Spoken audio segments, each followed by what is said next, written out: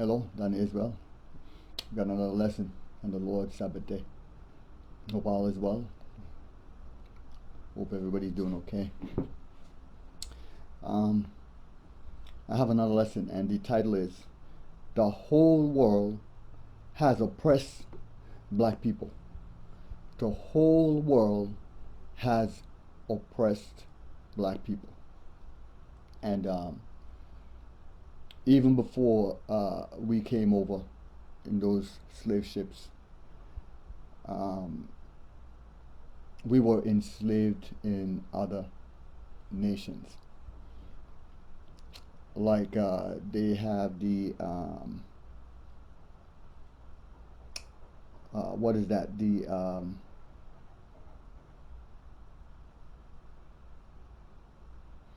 I think we was down in like Palestine and over there in the Middle East. I think it's the Mid-Atlantic slave trade. I think that's the name of it. You can look it up. It's the Mid-Atlantic slave trade. And before that, we was enslaved by the Greeks. We was enslaved by a whole lot of people. Even God asked us a question: is Israel a homeborn slave? Right? And the reason He asked that is because every time we told the Lord, "Look, we're gonna do right," then we turn our back and do wrong. And so He said, "You know what? I'm gonna send you among people who are gonna oppress you." And the reason why we are oppressed is because we hate our God. We hate what He stands for. We hate what He says. We hate how He wants us to live. And so we want to live how we want to live. And so he said, "Okay, you don't want to listen to me, so I will oppress you." And He hate us being oppressed. He don't like it because why? We are His people. But He set a standard for us to follow. And He said, "Look, I'm an impartial God. I don't choose sides. The law is the law. You break the law, you get punished. You don't break the law, it's a reward." And so, the whole world, like for instance, why do you think, like say even during the civil war, during the Martin Luther King era, during the Malcolm X and all these brothers who try to stand up for injustice, they show this thing all around the world: lynching, the dogs tearing us apart, the fire hose, hanging from trees, the burning us at the stake, lighting us on fire. All these things. Why you think the rest of the world didn't do anything? Why you think they didn't do anything? Right? Because the rest of the world see it. And why didn't they do anything? That is because the whole world has been oppressing our people for ages. But if you understand the truth, you can't be upset at them. You gotta be upset at yourself. Because you didn't have to be oppressed. You want the oppression. Because even like with Cain and Abel, the Lord said to Cain, if you did right, wouldn't you have been accepted? If you do right, you will be accepted. But if you do wrong, He said, the devil is at the door. Right? And something as simple as eating pork, right? I guess it ain't that simple, but just eating pork is sinning against God. And so even just that would give you oppression, because the Lord said don't do it. Right? Putting a Christmas tree in your house, He said don't do it. Oppression. Right? You worshiping on Sunday, oppression.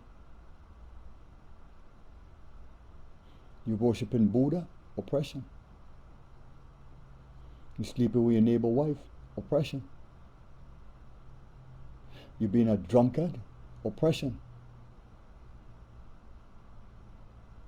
So the Lord made it plain and clear what to do and what not to do.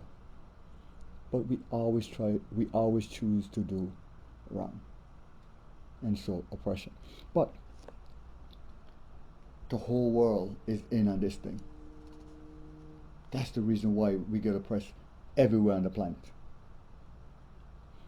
And it's by the hand of the Lord. But you have to understand that,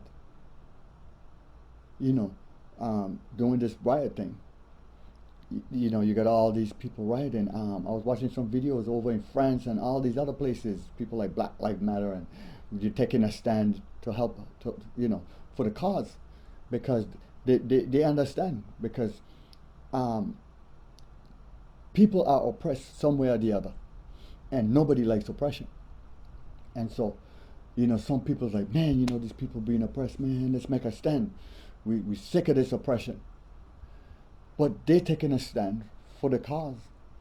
But then us black folks, we looting and we're doing things that has nothing to do with the cause. And so then the people gonna say, wait a minute, they're saying that they want this oppression stopped, but look what they're doing. But the thing is, it's a setup. It's a total setup, because you can see that there's people out there who mean good, who really want this to stop. But then even they say that they got people that are coming from different states, what they call agitators, and they was doing looting and doing these things.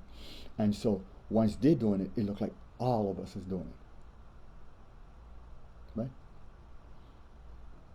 So then what they do, they'll look and they'll say, well, you know what, just like I said, that's the way those people are, right? And 90% of us is hard working citizen. We have our job, take care of our children. We want them to go to the best schools. We want them to get the best in life, right? So we out there working hard day and night. You got some single parents who working hard day and night, and then the children just doing some mess, right? But anyway, so this lesson ain't too long, but it gets to the point, right, about this oppression. So oppression, what is the exact meaning of oppression, right? You have an idea oppression mean like to hold somebody down or something like that, right? But here what the meaning of oppression is. It says prolong. Prolong is what? Everlasting. It says prolong cruel or unjust treatment or control. So this oppression, what? Is cruel. Something that is cruel that is done to someone. Is unjust, right? It's against the law. It's unjust. For what? To control them. That's what oppression is, to control someone. Then it says, the state of being subject to unjust. So that means you are subject to what? What is that? What is some of this unjust that we get subject to? You go in a store, your pocket full of money. You're over here looking at a shirt. You're over here looking at a pants. You're over here looking at a shoes. But then what do the store owner and the workers do? Right? They profile you.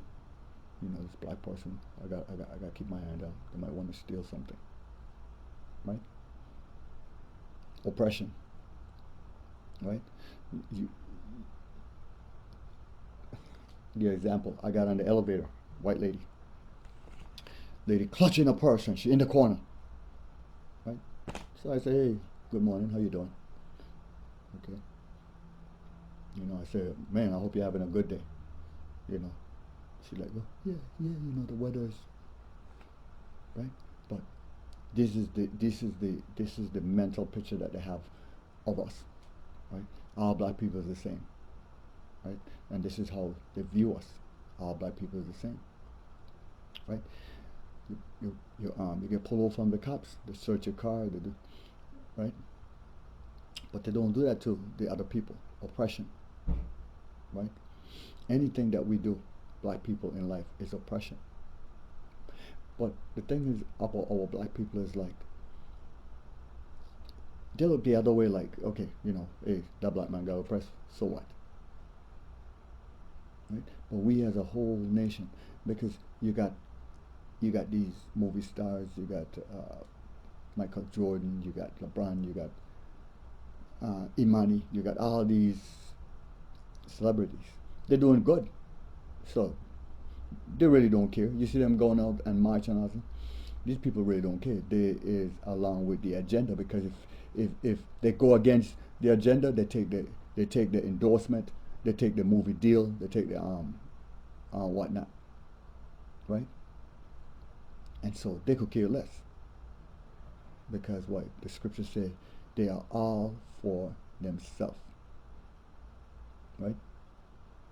Because if you watching TV, if you watching anything, and you see your brother oppressed and you don't feel a kind of way, something wrong with you.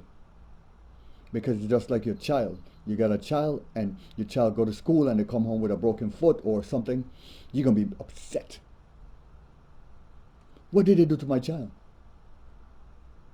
Well, your brethren is no different from your child, because we are all one blood, right? And these preachers, these Sunday preachers, these Sunday snakes, they teach the world that we don't matter. They're talking about this Black Lives Matter. They teach them that we don't matter, because why? Ain't no difference between Gentiles and Jew and all this nonsense. But there is a difference, people. We are God's people. We are the chosen people. He chose us. He didn't choose the other nation. I ain't upset at them, but I just upset at the fact that our own people is the one who sell us out. For what? We can learn in some of these scripture why they sell us out, right? But that's oppression. So we're going to start this off in John 15 and 18. John 15 and 18. John 15 and 18. And I know that some of our people are hard-headed. They don't want to listen, right? And sometimes it'll upset you with the things some of us do. But you can't turn your back on your folk, right? Because why? Jesus said we have to be peaceable, and we have to live with each other, and we have to love our brother, even our enemy, right? Because you know what? Vengeance belongs to the Lord. Hey, trust me. Ain't nobody gonna get away with the injustices, with the sins, with the oppression, with all these things that they do, especially to our people. They ain't gonna get away with it.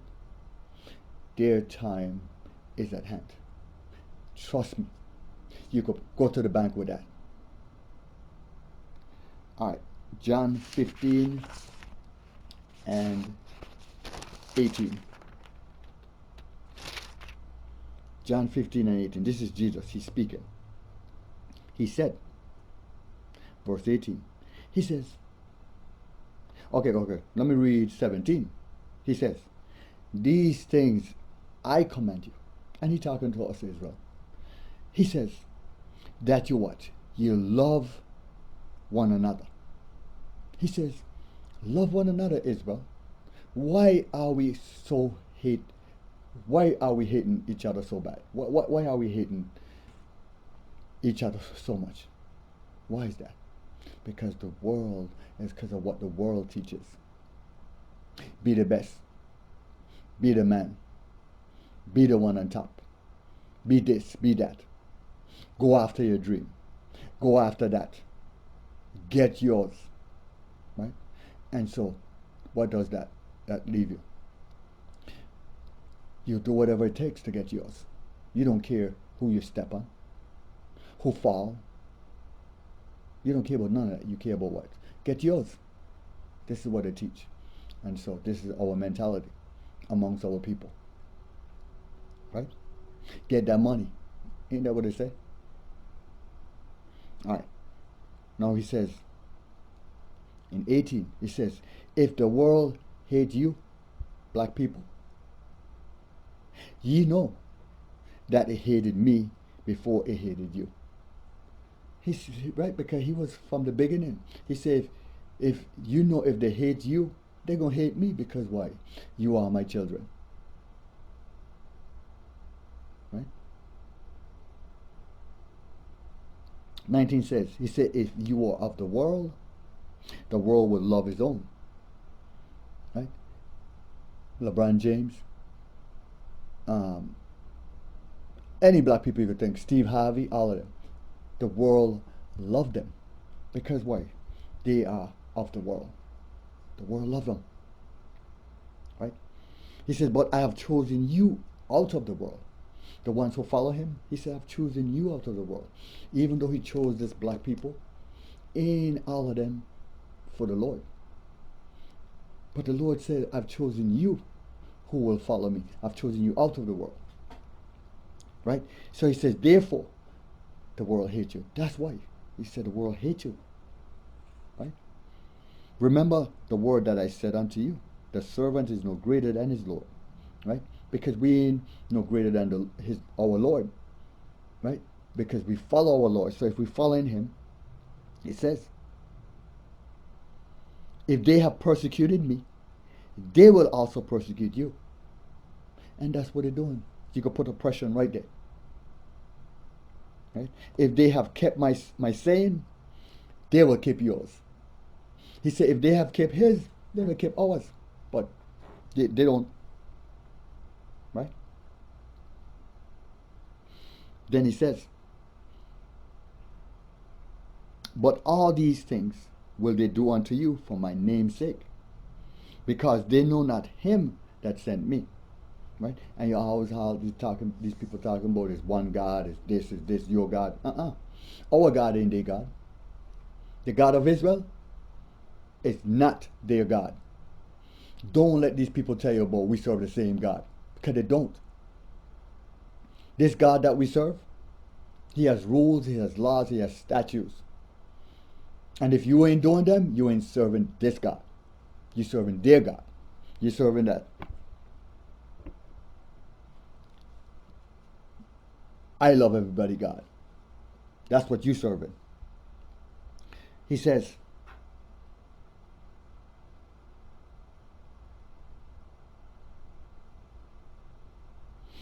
verse 23, he says, he that hated me, right? That's what Jesus says. Him that hated me, hated my Father also. Because you have a whole lot of people hate this Jesus here. But they're saying his Father, the God is God. Right? But how can you love a father and hate his son? You think that the father will stand for that, you hating his son? All right. Let's go to Psalms 2. We're going to read 1 to 3. Psalms 2, 1 to 3. Psalms 2, 1 to 3. And you got all these people, including our people, who have turned things upside down. Right? And the things that they teach people, the things that they tell people, is the reason why everybody said the same thing and the understanding is nowhere to be found. Right? So, Psalms 2, it says, why do the heathen rage? So why are they upset? Why these people who are in control is upset? He says, and the people imagine a vain thing. He said these people upset and they imagine a vain thing. Right? They imagine a vain thing. They said to themselves, look, we're going to oppress those black people forever. Right? We're going to oppress them forever. Right? We don't want them to own houses. We don't want them to own businesses. We don't want them to get neighborhoods they don't want them to in the good neighborhoods. They don't want them in the good schools. They don't want us. They don't want us on top. They want us on the bottom. Right? They want us oppressed all the time, right? And they are scared, right? But they see glimpse from time to time how great these black people are, right?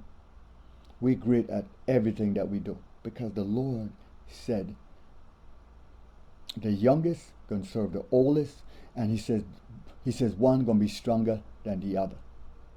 What do you think? Anything that we do, we become the best runner, the best ball player, the best tennis player, the best of everything. And because we listen to the nonsense that some of our other brothers teach, some of the children don't believe how good we are as a people. We the one that the Lord says that to us, to Abraham's seed, this whole world will be blessed. And if it wasn't for us, this whole world would not be blessed because the Lord loved this people so much that he has to sustain his people because his covenant with his people, he said, look, I gonna bring a people so I can have a family. And if this people get destroyed, then the family get destroyed. So that's why he says, even when he gave up the land to all the people, he set the bounds according to the 12 tribes of Israel. Right? According to us. Look, let me tell you, when you're seeing that this world getting tore up, all these earthquakes and all these different things, and the more they oppress us, the more the Lord starts to do some things. Right? But he's trying to get our attention so we can change. Right? But these people think they're going to get away with this thing that they've done to us throughout all these centuries. But he said, the kings of the earth set themselves. You hear it? The kings of the earth. You got Trump, Nahu, whatever his name is. You got Queen Elizabeth. You got all the kings of the earth, all the rulers, all the government, all the people who's in position, right? This is what he says. He says, and the rulers, they take what? Counsel together, right? They got their Bilderberg, they got look, these people got all these seminars and these things that they meet. The Pope, all of them, right? And you know who's around this table? All white people, right? And they're coming up with all their plans and all their things to oppress our people, right? The global warming and all this nonsense.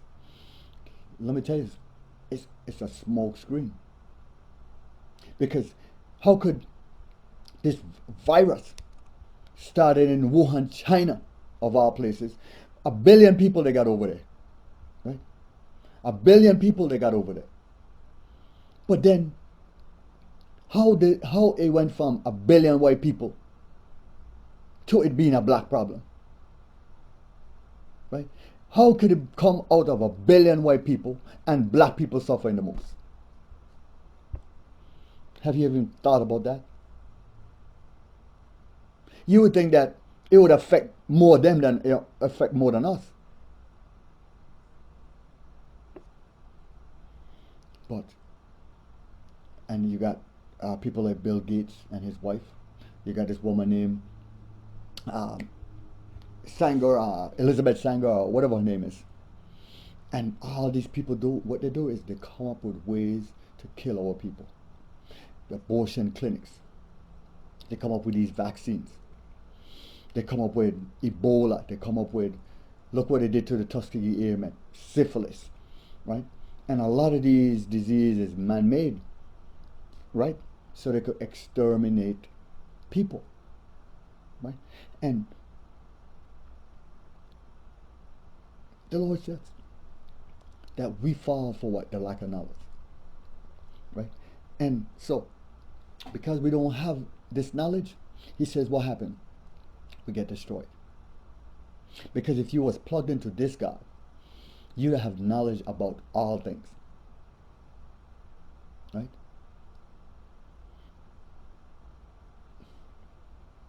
My people, when are we going to wake up? Then it says, he said to take counsel, right? He said, against the Lord. And against who? His anointed. Saying, who is the Lord's anointed? Black people. So they take counsel together. Saying what they say. Let us break their bands asunder. Let's get rid of them.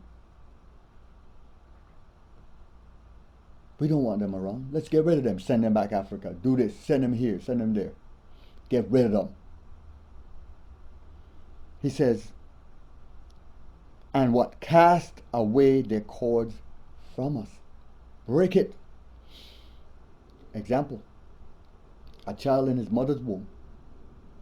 He is sustained by the umbilical cord.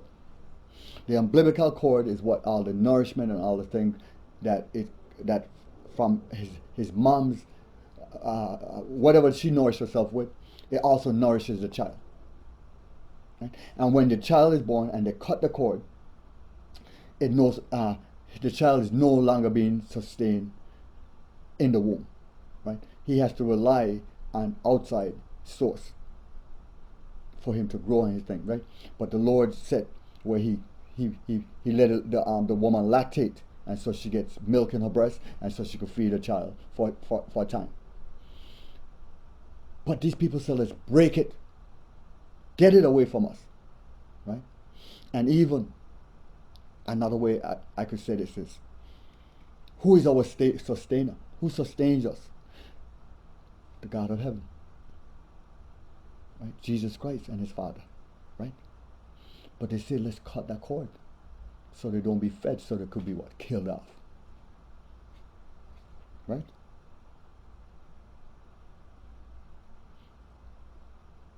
But verse 4 says, he that sitteth in the heavens, he will laugh at them. Right? Because these are his people. He said, the Lord shall have them in what? Derision. Then shall he speak unto them in his wrath, and vex them in his sore displeasure, because he is displeased with the things that these people have done to us. Right? He said, look, this my people, pour a little punishment on them for me.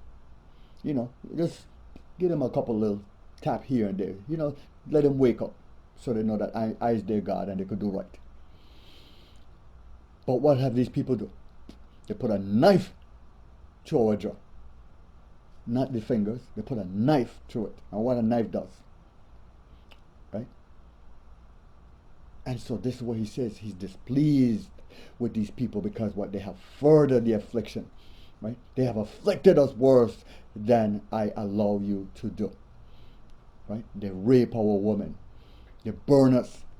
They bomb the church with these young sisters. Right? They do all these atrocities to all people. Right? And then they say, well, we're doing the Lord's work. Right? Right? I was watching a video where these doctors saying that, yeah, then black people don't feel nothing, so we could put the pain on them. We could apply whatever pressure to these people. Right? Because look, you have to understand the mind of your enemy. Your enemy wants nothing good for you. Nothing. Not one thing. The enemy never wants anything good for you.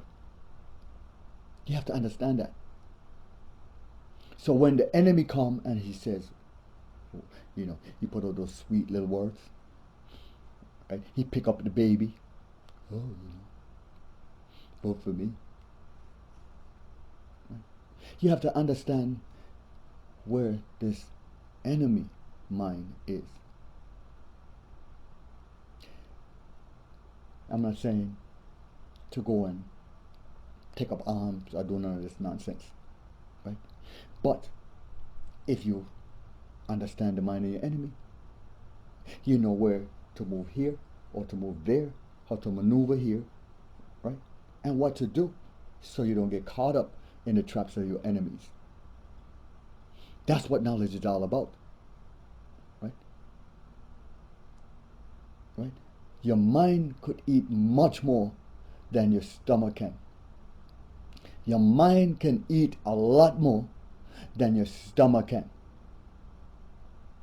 You take a plate of food, your rice, your chicken, your whatever it is, right? And you eat that food, you're full until you digest it. But you could take 5 books and eat up those books, and you could still eat some more. Right? And so this is what the Lord said, that this is how our people are supposed to be. One mind, which is his mind. Right? Because we're supposed to be a wise people. Wise, not foolish. But because of these preachers of ours, these people see us as ignorant, idiots, niggers, Negroes, African American. Right? They see us as nothing. Even in the law they wrote it. They are 3/5 of a man or whatever it is. Right? All right. Let's go. Let's go over to Acts 2. Acts 2.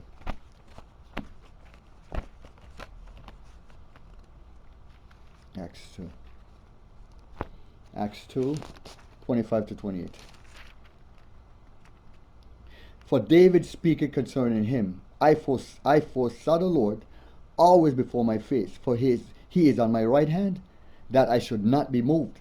Therefore did my heart rejoice, and my tongue was glad. Moreover, also my flesh shall rest in hope. Because thou wilt not leave my soul in hell, neither wilt thou suffer thine Holy One to see corruption. Right?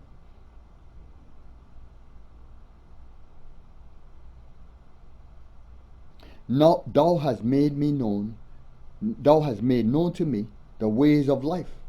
Thou shalt make me full of joy with thy countenance. Let's go to Psalms 119.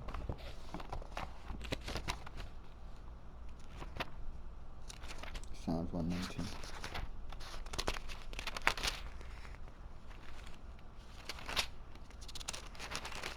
Psalms 119, we're going to read 67, 71, and 72, and then 134. All right. 67, it says, Before I was afflicted, I went astray, but now have I kept thy word. He said, before I got afflicted, I went astray. That's why I got afflicted, because I went astray. I went away from the Lord. But he said, but now I have kept thy word. Right? Yes, the affliction is going on all around me, but I have kept your word. 71. It is good for me that I have been afflicted, that I might learn thy statutes. And so, look, that's the reason the Lord chastised those who he loved. So here it is, he says, it was glad that some of this affliction come upon me, so now I could keep your word, because your word is the only thing that can sustain me as save me. So this is the reason why all people are afflicted, but they don't come to the knowledge and change from doing evil and turn to God. Right? So God is allowing all this thing to come upon our people, but our people, they can't wait to go back. Look at these people down in Florida, right? Keeping this big old party, right? Throwing money in the air and doing all this stuff. And so these people said, see, I told you about these people. Right? I told you about these people. This is how they are. 72. He said, the law of thy mouth is better unto me than 1,000 of gold and of silver. Yeah, the word is better than 1,000 of gold and 1,000 of silver. This word here can heal me. Right? It got some things that money can't do to save you. You can have all the money in the world, and sometimes it can't do nothing for you. He said, thy hand have made me and fashioned me. Give me understanding, that I may learn thy commandment. You hear that? And this preacher, what they do, they said that the commandment is no longer thing. The Lord done away with that thing. Right? And this is the reason why all people perish, because of these things. 134. Deliver me from the oppression of man. Right? Right? Because when you're doing this thing here, you will be delivered. It said, deliver me from the oppression of man. And I'm telling you that there's a lot of brothers and sisters that was dealing with this God, that doing this oppression and doing this calamity and all the stuff that's going on, the Lord still take care of them.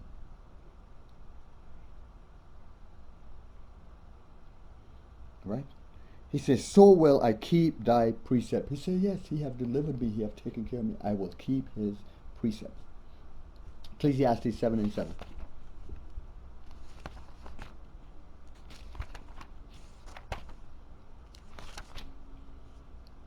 It says, surely oppression maketh a wise man mad. Surely oppression make a wise man mad. Yes, oppression make anybody upset, right? Because when a wise man see what's happening to our brothers and sisters, the oppression, it makes us mad, terribly mad. Especially even like even Trayvon Martin, a young brother like that, right? For because this dude, like they said, like the report says, you know, this dude, he sat in his truck and he waited for this young brother to go by, because they said that that there was some robbery or some kind of mess in the neighborhood before, and so he saw this young brother just skipping by with his Skittle and his Pepsi or whatever it is. He ain't even studying nobody. He ain't even worrying about none of that nonsense. Trying to make it home, and he killed this young brother. Right? And then he was acquitted. Then he talking about putting up the gun for sale and doing all this. You know, it's almost like you wounded and they take the knife and put it in the wound even more, or throw salt on it. Right? Yeah, it make a wise man mad. Right? So yes, oppression make a wise man mad, and a gift destroyed the heart. A gift destroyed the heart. Let me clarify a little bit more about this gift that destroyed the heart. Let's go Proverbs 14 and 31. Proverbs 14 and 31. Proverbs 14 and 31. It says, he that oppresseth the poor reproaches his maker. He said the one that oppressed the poor, it makes his maker upset. It says, but he that honored him had mercy on the poor. Right? He that honored him had mercy on the poor. Matthew 25 and 40. Matthew 25 and 40.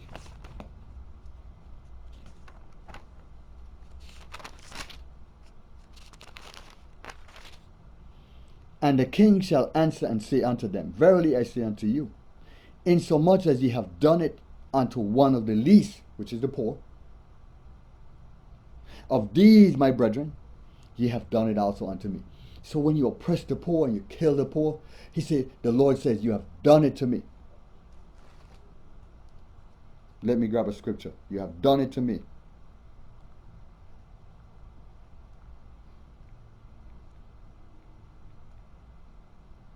Right? You have done it to me.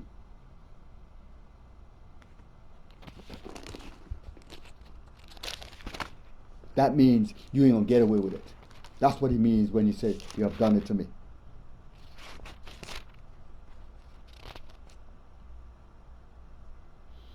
This is the Lord, he says. To me belongeth vengeance and recompense. To me belong vengeance. What is vengeance? To take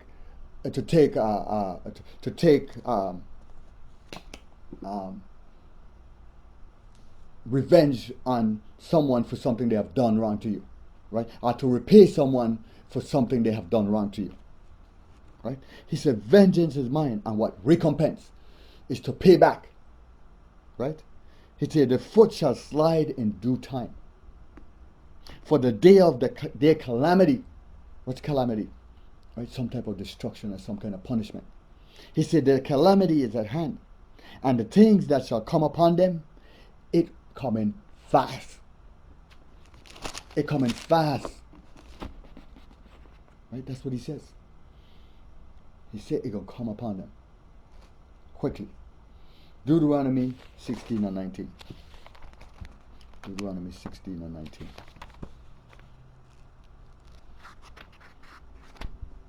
Deuteronomy 16 and 19.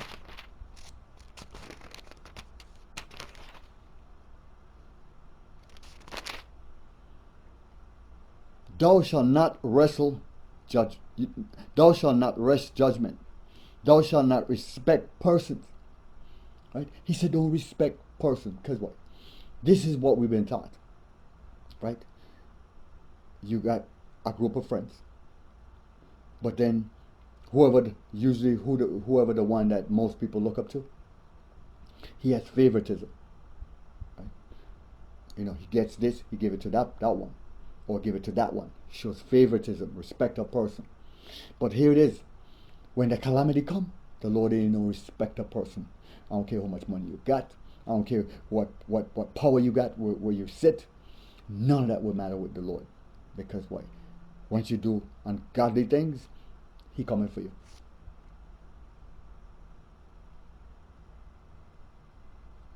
Right? He says, and shall not be a respecter person, neither what? Take it a gift. Right? He said you can't bribe me. Ain't nothing you got that can bribe me. But Satan know he got his people, he got these people. Right? All these celebrities and all these people that run these churches that take bribes. Right? So they don't get shut down or they could keep living the lavish life that they live. They all take these bribes so they could oppress our people. But they're going to fall in the same boat. Right? It says, for gift do it blind the eyes of the wise. He said a gift blind the eyes of a wise. Because if I come in and I give you a nice gold Rolex watch, you're going to show favoritism to me all the time. Right? And forget the other brother who didn't bring that Rolex watch. Right? Right? He says, and what? Pervert the words of righteousness. Right? He said that's what these preachers do. They get all their millions of dollars, the T.D. Jakes and all these clowns. Right? Right? Just so they could help further the oppression of our people. Right? They're sitting up there with all these books and all this nonsense that they write. Right? How does it help you, my brother? Tell me how. Right? You spend that $25 for the book and all this stuff, and then the book has nothing to help you with your life.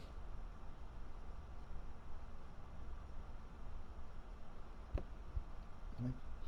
Filthy money. That's what they're after. Exodus 23 and 8. Exodus 23 and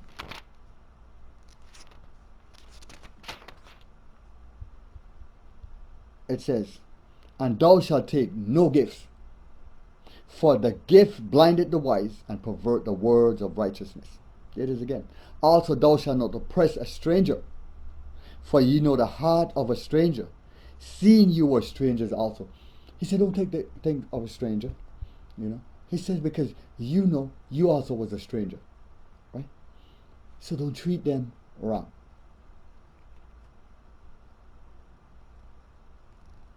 Right?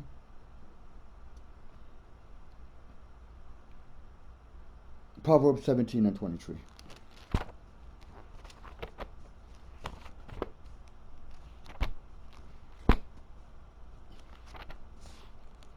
Proverbs 17 and 23. It says, a wicked man taketh a gift out of the bosom to pervert the ways of judgment. A wicked man taketh gift out of the bosom to pervert judgment. And look, you know what? the government is run on lobbyists. Right? They got these people lobby for certain things, and they got money, and so you want something, these lobbyists could get it for you, but then you have to pay something in return, because when you get put in that position, then you have to repay back. We want the best land down there. We want to be able to develop this. We want you to just charge us pennies on the dollar to do all this work, all this stuff, right? And that is how the government is run. All that voting and all this stuff. So imagine you got everybody going to cast a vote, but then it is up to the electoral college for the nomination. You got millions and billions of people going to vote, but then it's up to the electoral college to nominate the candidate. What kind of mess is that? Because you know what they call all these people going to cast a vote? They call it the not the favorite thing. They call it the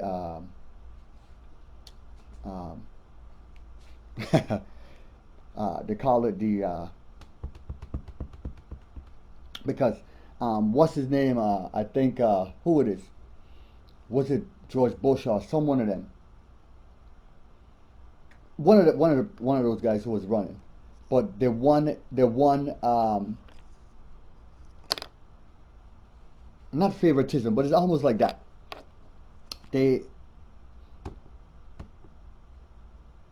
Oh my gosh, if I remember that, I'm gonna tell you. But they won the okay, I give you an example what I mean. It's like um,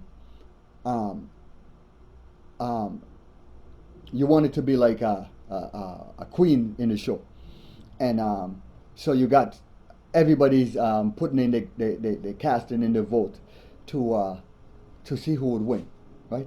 And so she get most of the vote, so she gets the win, right? And so one of the president or whatever it is, he lost that, but he still won the presidency, right? He won most of the votes, but he still lost the presidency or something like that, because it was up to the electoral college. Okay? And a lot of people thought that the electoral college was an actual college, right? But anyway, let me continue.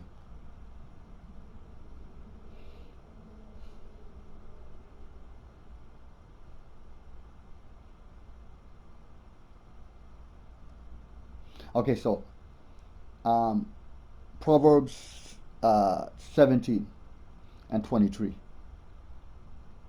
Okay, so I already read that. Let's the next one. Isaiah 1 and 23.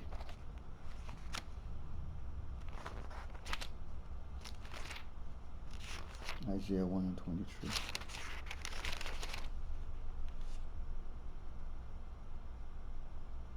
Thy princes are rebellious and companion of thieves. Every one loveth gifts and follow after rewards. They judge not the fatherless, neither do it the cause of the mother of the widow come unto them. Right? He says all of them, they're rebellious and they love money. Right? You know, a woman, she could have been paying her mortgage for 28 years. She got two more years left. The husband died, right? Who was the breadwinner. And they're going to come out to the woman and say, look, we're taking your house because you can't pay it. 28 years, they made all this money, but 2 years she got left. They wouldn't even consider and figure out a way so this woman could keep her house. Give me that house, because why? I could go back and now I could make somebody pay for another 28 years. Right? Because that's how wicked man's heart is. Right? Money.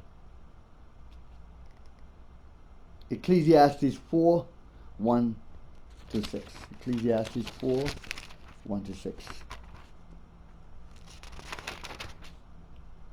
So I returned and considered all the oppression that are done under the sun. And behold, the tears of such as were oppressed, and they had no comforter. And on the side of the oppressors there was power, but they had no comforter. Under the sun, he said the oppression of, he said the tears of these people that have been oppressed. Right? And he says, but there is no one to comfort these people. Right? Because these people don't care who they oppress.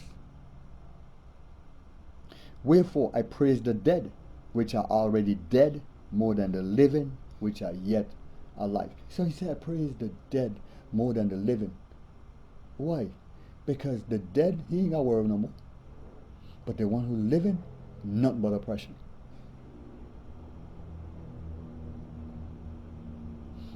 Alright, that's all I want from that. Proverbs 17 and 8. Proverbs 17 and 8. A gift is as a precious stone in the eyes of him that had it. Right? So, I think in the new version, it's this precious stone. It was saying like it's magic. Right? A gift is like a magic stone in the eyes of him that had it. With whatsoever it turneth, it prospereth. Right? Just like your Harry Potter and his wand. He said every way that it prospereth. Right? That's what a gift is like. Right? And every Sunday you go in that Sunday church, you give that pastor another gift. Every time, every week, he prospered. Right? Hey, how much we collected this week? Father Jones, we collected 30,000. What? 30,000 in 2 hours? Wow. Man, I can't wait for next week to come back. Right?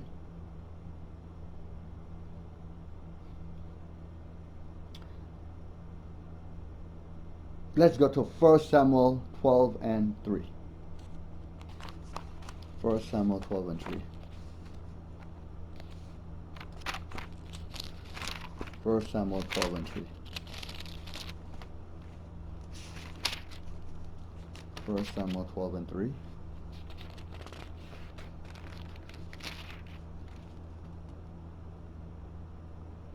Behold, here I am, witness against me before the Lord, and before his anointed. Whose ox have I taken? Right? You see? Witness before me and the Lord. Whose ox I have stolen? Right? Or whose ass have I taken? Witness before the Lord. Who I have stolen from? Or whom have I defrauded? Because that's all they do. They defraud the poor day and night. Whom have I oppressed? Right? So he's asking, whom I oppressed? Of whose hand have I received any bribe? To blind mine eyes therewith. Right? So who have he taken a bribe so he could turn an eye? And I will restore it to you. Right?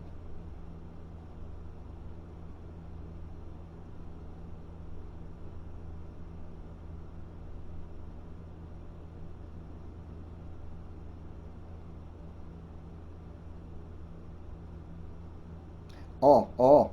So this is Samuel was asking him about that. Because he know that he wasn't doing it. But because he said here, and they said, thou hast not defrauded us. But why is Samuel asking, have I done any of this? Because he knows this is what these people were doing. Right? He says, nor oppressed us. So the people is saying, well, you haven't done that. He said, you haven't oppressed us. Neither hast thou taken aught out of any man's hand. He said, you haven't stolen from no one. And he said unto them, the Lord is witness against you, and his anointed is witness this day, that ye have not found aught in my hand. And they answered, he is witness. He says, the Lord is witness against you today that you know that I haven't defrauded anybody, taken anything else. I haven't done none of this. Right? Because Samuel was a man doing what the Lord says. So now we're gonna go on what we're gonna go on. We're gonna read this wicked man and what he's done to this poor man. Check this out. First King 21. First King 21. First King 21. Actually, him and his wife. His wife is the biggest culprit. All right, we're gonna read 1 to 15. And it came to pass after these things that Naboth, the Jezreelite, had a vineyard. So this dude, he had a vineyard, right? Planted his nice grapes, all this stuff, which was in Jezreel. So it was in a certain location, right? Hard by the palace of Ahab, king of Samaria. So this dude was close to the king's house, and he had a little vineyard out there, right? And Ahab spake unto Naboth. So the king, he spoke to this dude, saying, give me thy vineyard, right? The king, he big palace, all his Mercedes and Benz and all these stuff. But went to this man that has this little vineyard and said, give me your vineyard, that I may have it for a garden of herbs. You telling me this man got a palace and he ain't got all this land that he could have make take a patch and make these herbs? Why he want the one from this man? Right? Because them greedy bastards could never have enough. Then it says,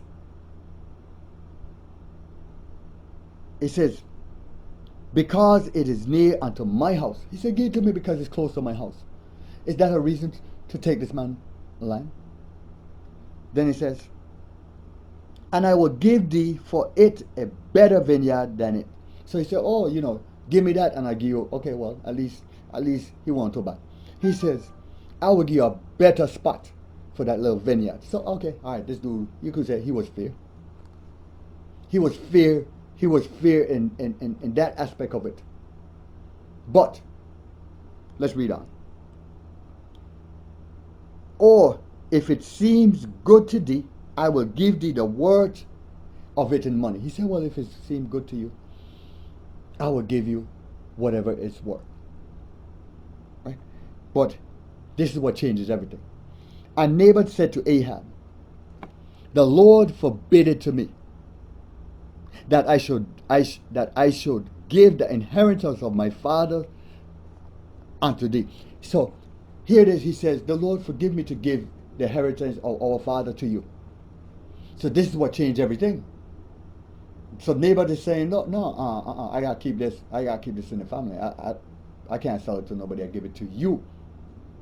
Right? So that changed everything, because if a man has something and like if you have a antique car, and somebody come and say, hey, you want to sell that to me? You say, well, nah, it's not for sale, right? Then it ends there, right? You can't go up and try to steal the man's car, do something to take the man's car. He already said, no, I want to keep the car. I love my car. So this is the same thing. So then, and Ahab came into his house heavy. He came into his house pissed off and displeased because of the word of Naboth the Jezreel. Why are you upset? Because the man said, look, I don't want to sell my vineyard. Because this is the way that oppressors think. Then he says, for he had said, I will not give thee the inheritance of my father. Those words resonated in him. Those words made him hot.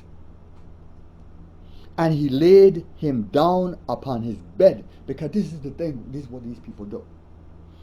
When they want something that belongs to you, and you refuse to give it to them, they go and they devise these schemes and these plans how they could get it from you. Whether you're dead or whether it's through some policy. The mind of the enemy. Then it says, upon his bed, and he turned away his face and would eat no bread. He was so upset this man didn't want to eat.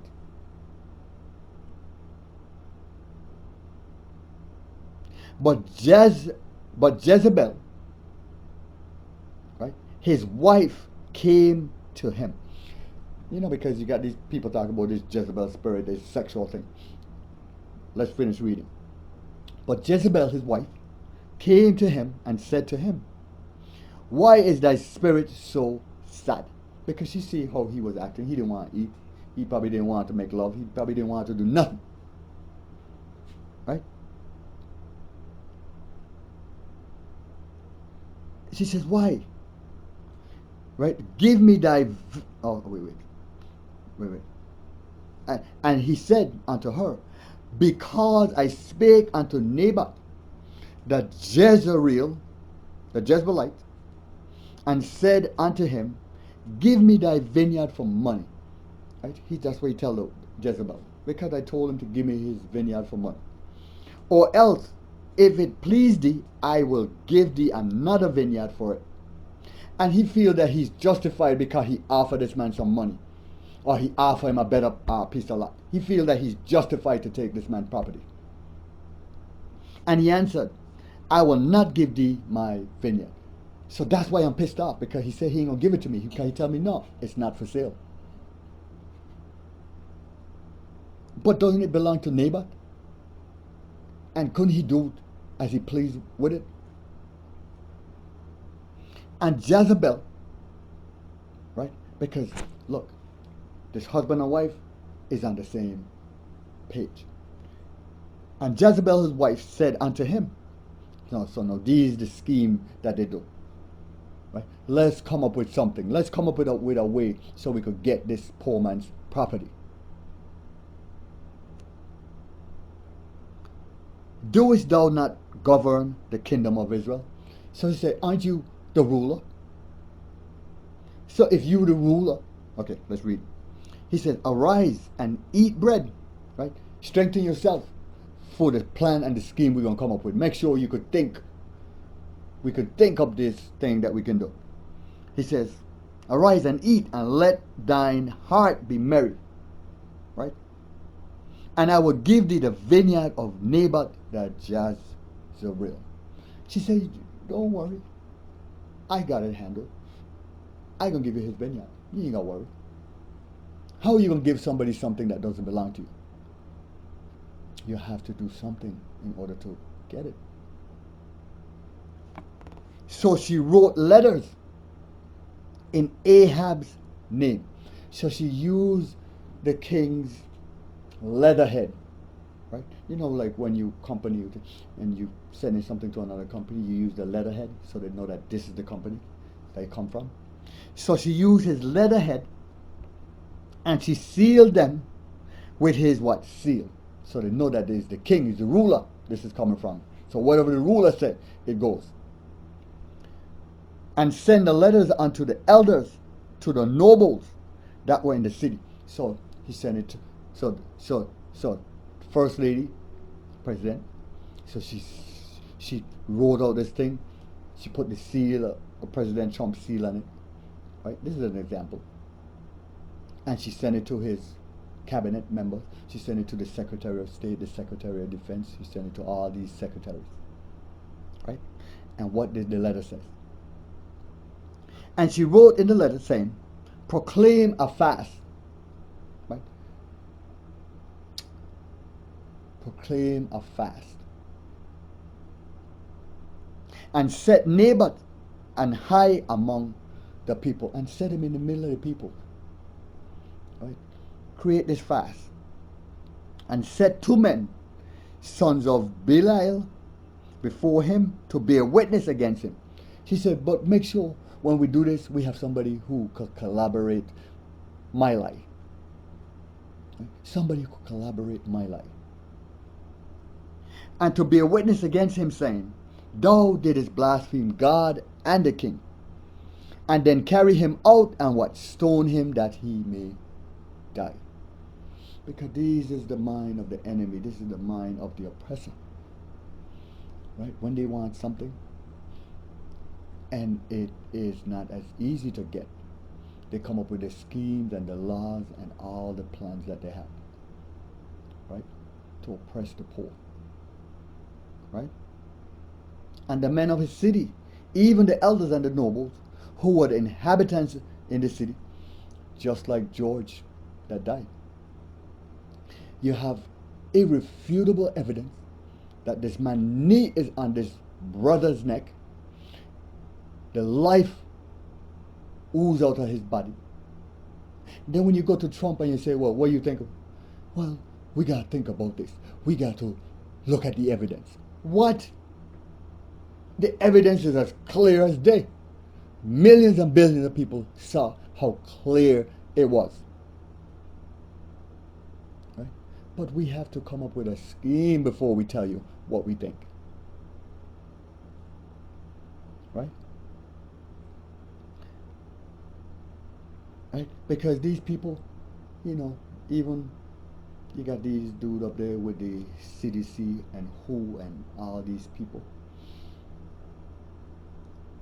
All the nations has collaborated against his chosen people. Right? These people mean us no good. So it says, and the men of the city, even the elders of the nobles, who were the inhabitants in the city, did as Jezreel had sent unto them. Just like these other cops. You see these other them police just standing around looking like some idiots. Like ain't nothing going on. A man down on the ground, they're dying because one of their own officers is killing them. Right? And they act like it wasn't even happening. And they know that they got cameras watching. Because this is how the enemy have these things set up. Right? And I'm telling you, our people, oppression, and none shall restore. They proclaim a fast and set Naboth on high among the people. And there came in 2 men, children of Baali, and sat before him, and the men of Baali witnessed against him, even against Naboth, in the presence of the people, saying, Naboth did blaspheme God and the king. Then they carried him forth out of the city and stoned him with stones, that he died. Then after, Jezreel up there, walking back and forth, waiting for the report. Right? Can't wait to get the report so she could bring it to her husband. Then they sent to Jezebel, saying, Naboth is stoned and is dead. She probably jumped for joy after she got the news. But because the heart is so wicked, it won't even take time to no, look, I just kill a man for nothing. Because I got 500 acres and this dude only got 1 acre. And I kill him because I want that 1 acre.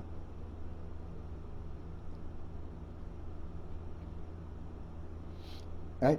And it came to pass, when Jezebel heard that Naboth was stoned and was dead, that Jezebel said unto the king, Arise, take possession of the vineyard of Naboth the Jezreelite, which he refused to give thee for money.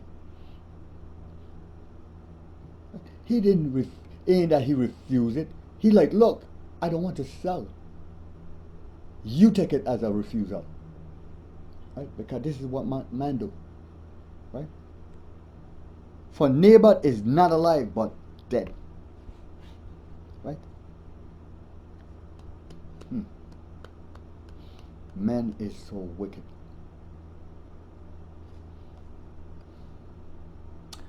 Let's back it up. Let's go 1 Samuel 8, 1-5.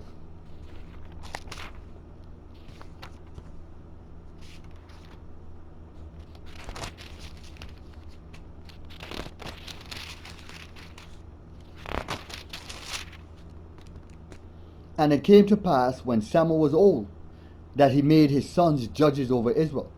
Now the name of his firstborn was Joel, and the name of his second Abiah. They were judges in Beersheba. And his sons walked not in his ways, but turned aside after filthy money. Right? And they took bribes, and perverted judgment. Because when you got somebody on the top that do this thing, then everybody suffer. Right? All right, that's all I need from that.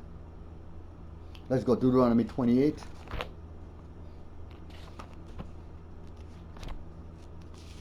Deuteronomy 28, we're going to read 65. And among these nations shalt thou find no ease, neither shall the sole of thy foot have no rest. But the Lord shall give thee a trembling heart, and failing of eyes, and sorrow of mind. And he's talking about our people because they didn't want to do right. So he said, you ain't going to find no ease among these people. They're going to kill the brother that just get killed. They're going to kill the sister. They're going to do all these things to you, Israel, because why? You don't want to hear my words. Still in Deuteronomy 33 and 34. The fruits of thy land and all thy labor shall a nation which thou knowest not eat up, and thou shalt be only oppressed and crushed always. The Lord says you're going to only be oppressed and crushed always. Right? So, imagine they went out and these people had sympathy around the world and said, hey, look, you know what? Let's march with these people. Let's see if we can help them because we understand oppression. But then we start doing what? Wickedness. Right? And so that's why the Lord said we're going to only be oppressed and crushed always. Right? So that thou shalt be mad for the sight of thine own eyes, which thou shalt see. You're going to be mad all the time.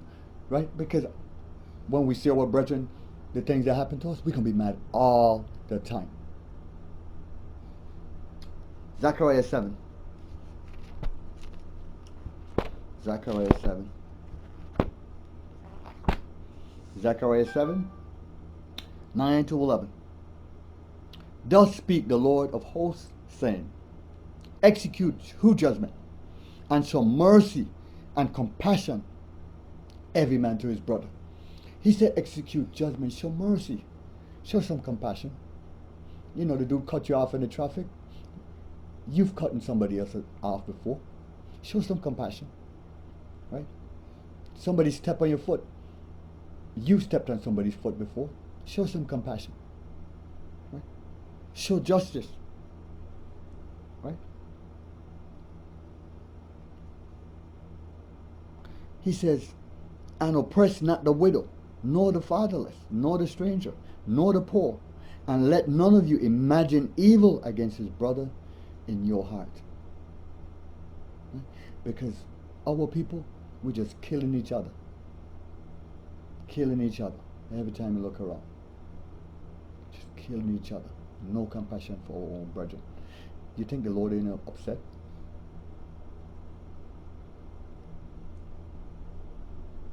But they refuse to hearken and pull away their shoulder. Because when you tell them, look, why are you killing your brother? Why are you afflicting your brother and your sister? Why are you doing these things? Right? Why are you raping the little young girl? Right? Why are you doing these things to your own people? They pull away their shoulder. I ain't want to hear that. Right? I remember a couple of years ago, this dude was in jail, and I think he had a daughter, and he came out for leave or whatever he did, and pregnant his daughter. And then up there on Facebook, talking about the child, this, and I can't wait to see my Israel. That's why he said that we're going to be oppressed always.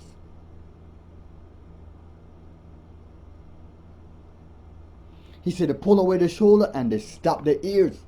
Don't tell us. We don't want to hear that. Right? That they should not hear. Yea, they made their hearts as adamant stone. They have made their hearts, they made this mind of them like a stone. So hard. You can't, you right? Lest they should hear the law and the words which the Lord of hosts had sent in his spirit by the former prophets. Right? Like Zechariah. That's why I'm reading it. By his former prophets. Therefore came a great wrath from the Lord of hosts. He said, because they turn away and they pull away the shoulder. That's why the Lord has sent a great wrath upon this people. Right? Last one, Isaiah 33. Isaiah 33,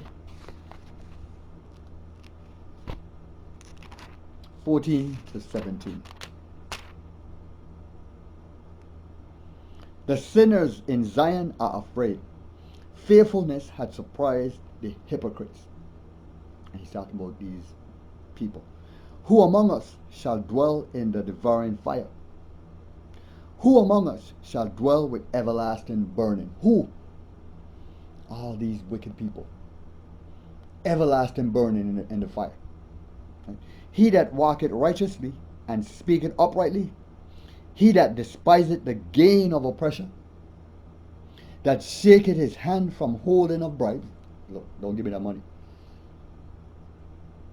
that stop his ear from the hearing of blood.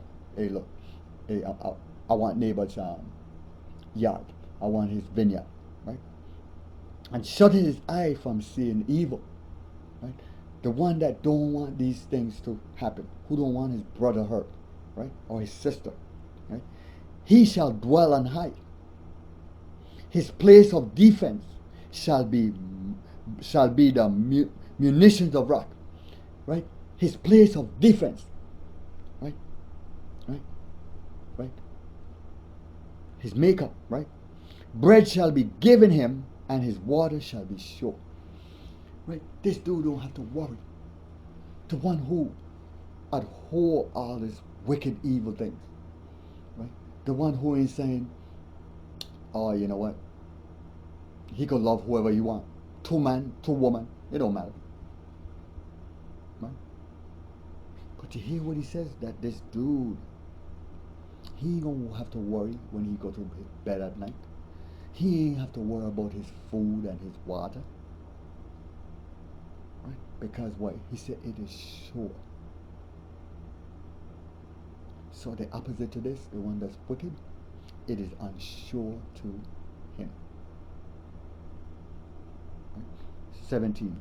He said, thine eyes shall see the king in his beauty. Thine eyes shall see the king in his beauty. King Jesus in his beauty. They shall behold the land that is afar off. He said these people that do right, they're going to see this Lord in his glory when he comes back. And they're going to see that land that is afar off. What's that land? Jerusalem. Right? Because then we're going to be going back home to our land, Jerusalem. Not to Virgin Islands. Not to Alabama. Okay? Not to Texas. Not to Atlanta. Because that ain't our home. We might have been born there, but that is not our home. That's the reason why they want us out of their home. And so the whole world has oppressed black people for centuries. But the Lord says it's going to happen until he comes back. And so if you haven't even some type of understanding, why fight against the grain? Why not seek the one who can help you? Right? Why not do right? Why not stop worshiping these other gods? Right? Why not stop going to these Sunday churches that teach you nonsense? Right? Why won't you listen? So you don't be oppressed always. Anyway, so my name is Danny Israel. I hope you got some understanding from this lesson.